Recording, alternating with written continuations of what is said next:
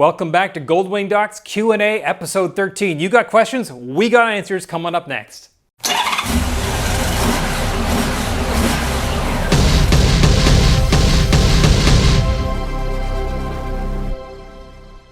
Boy, you guys love these videos. I just get non-stop compliments on how much you love these Q&A videos. So I'm just going to keep doing them because you guys keep sending me tons of questions.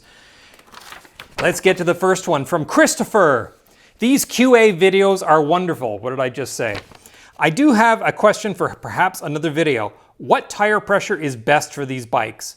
Normally I'd be sticking to the sticker in my trunk, but I've read on the forums that running a higher pressure in front is actually a good idea to prevent scalloping. This spring I decided to try going back to the factory spec, and well, it felt a little off. I've been running 41 PSI on my front, which is 3 PSI below the max listed on the sidewall. All right, well, there's a reason for that. If you have a look at your owner's manual where that pressure is specified, it also specifies what tire you should be running, which is the tire it came from the factory. Well, guess what? That tire from 20 years ago isn't made anymore. And that's the same pressure you see in your trunk. And yes, that's the correct tire pressure for the bike as it came from the factory with those tires. Tire technology marches on, and newer tires are not necessarily going to work very well at that pressure. As you've discovered, running higher pressure often gives you better results both in terms of ride and tire wear in terms of scalloping. Scalloping is a really good indication that your tire pressure is not happy, it's too low. So what tire pressure should you be running? It's a tough question. If you run a tire pressure that's too high, you end up with a very small contact patch and you can end up with not enough traction when you really need it. If you run a tire pressure too low, you can accelerate wear, particularly on the sidewalls. If the sidewalls are flexing too much, they will heat up and you can actually have a catastrophic failure. So it's really bad to run on low air pressure, just as it is to run on really high air pressure. You said you're not going to go higher than the tire pressure imprinted on the side of the tire. Excellent advice. The maximum pressure printed on the sidewall of your tire is that manufacturer's maximum pressure for that tire. So never go above that. And of course, don't forget that you want to measure your tires and fill your tires when they're cold. Don't go out for a ride and then come in with hot tires and then measure it because the pressure is going to be off the scale. So the best time to do is first thing in the morning before you go out. And don't have the tires, the bike sitting out in the sun where the sun is heating up the tires, because that will also raise the pressure. And if you adjust the pressure at that point, it's going to be too low. It's tough to know what pressure is the right pressure. Sometimes it's personal preference. Sometimes it depends on the tire. And the answer I'm going to give you is go to the GoldwingDocs forum and ask, because there are tons of people, obviously 90,000 members that have Goldwings, and they've tried every kind of tire there is. And you can go on there and say, hey, here's the tire I'm using. What's a good pressure that people are using for this model of bike? And they will definitely help you out. I can tell you the Avon tire that I have on the front here is happiest at 41 PSI. The Ostone taxi tire I have on the rear really likes it around 43, thereabouts.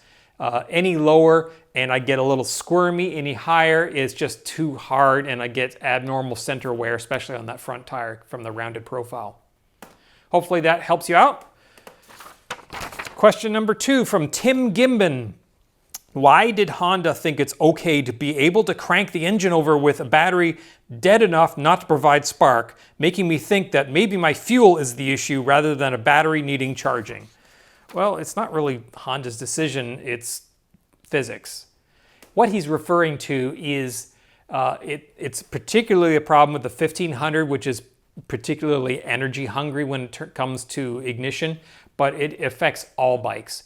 You have a battery and it's not quite as new as it once was, but it's still got lots of current in it. You hit the starter button, your engine cranks over, no problem at all. But when you draw more current from a battery than it's capable of supplying, the voltage drops.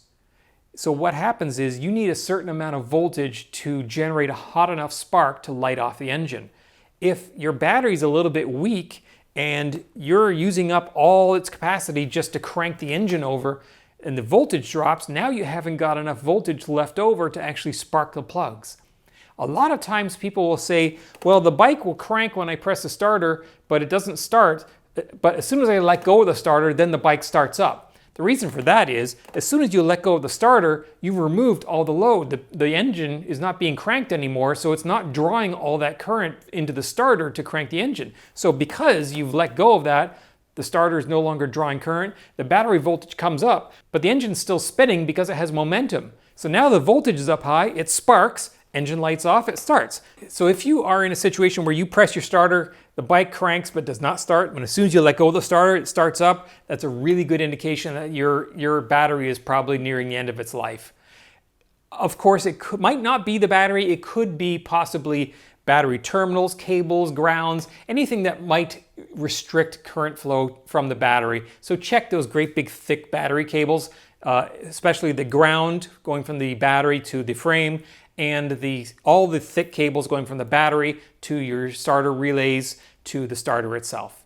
All of those, if there's any problems in any of those, or the terminals or the wires themselves, they cause some resistance. They will prevent current from getting through, and they can cause enough of a voltage drop that the spark plugs won't light off. All right, question number 3 from Noel Santiago. Okay, this is a 1500 only question, but it happens so often I decided to include it because people ask this all the time. My self-canceling turn signal stopped working on my 1999 Honda Goldwing. I installed LED bulbs and changed my relay. I'm not sure when it stopped working. If you have anything, please let me know. Thank you. I love your videos. Another one who loves the videos. Okay, thanks, Noel. Well, I'll tell you exactly when it stopped working. It was when you put your LED bulbs in. On the 1500, the turn signal cancel unit depends on the current draw of the turn signals themselves in order to function. When you have regular incandescent bulbs in there, they draw a few amps of power, no problem. There's lots of current going and it operates normally.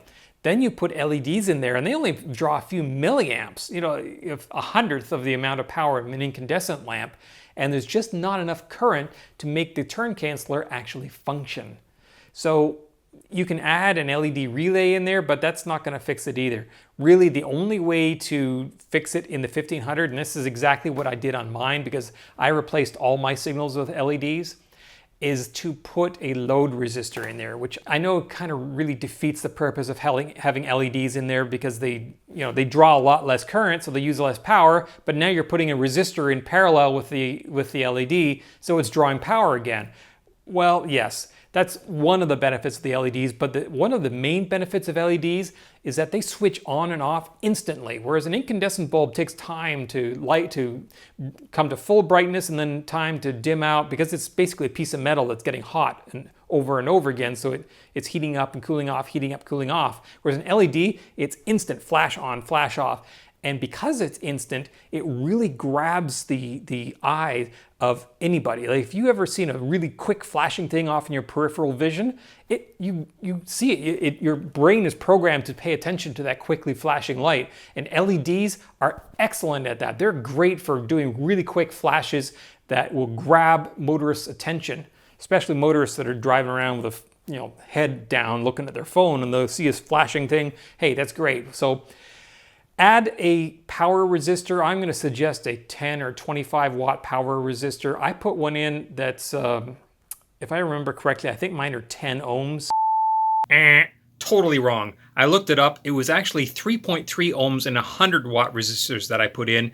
Probably a 5 ohm one would work just as well.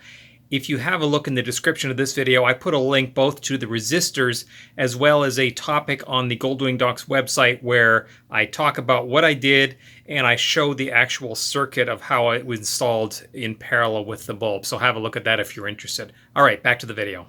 And I put them across the LED. I wired them in parallel with the LEDs, and that draws enough power so that the turn cancel unit will start functioning again. Okay, and actually that was the last question for this video, so I hope that was of some help to you, Noel and Tim and Christopher. If you like what you saw here, please click like, subscribe, click that little bell. It really helps us out when you do that. If you have questions or comments, please write them in the comment section below. Don't forget to check out the GoldwingDocs forum. 90,000 Goldwing owners just like you. What are you waiting for? Go check it out. If you have any questions, problems, or issues, there's so many people there just waiting to help you out. Lots of friendly people who just want to say hi and chat about Goldwings. Thanks for watching. the pressure on the maximum pressure printed on the side of the tire is that tire's manufacturer's the tire pressure printed on the side. The maximum tire pressure printed on the side wall of the tire is that tire's manufacturer. The maximum tire pressure. The maximum pressure printed on the side wall of your tire is that manufacturer's maximum pressure for that tire. So never go above that.